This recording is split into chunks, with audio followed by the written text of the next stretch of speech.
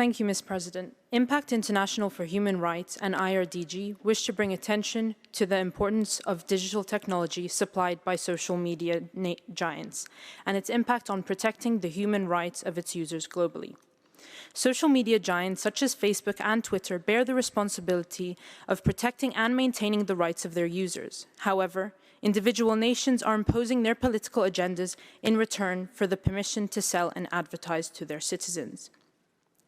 In countries whose governments abuse their minorities' populations, the companies become subject to local laws and practices, including those that violate users' privacy laws and control the spread of ideas, implement wide censorship, and suppress freedom of speech altogether.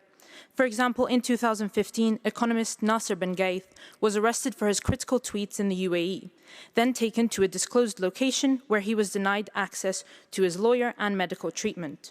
He was sentenced to 10 years and is still serving today.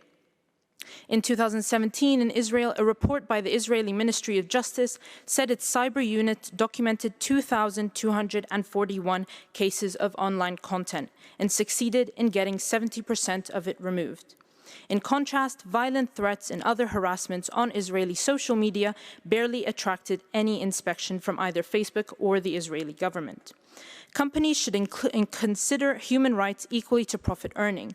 They should not accept violence and suppression of citizen speech. Instead, they should allow users to communicate freely.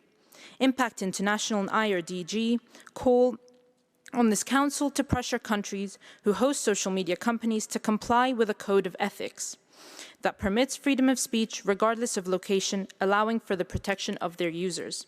Companies should locate their headquarters in countries with governments that are reputable in protecting the expression of its citizens. Thank you, Ms. President.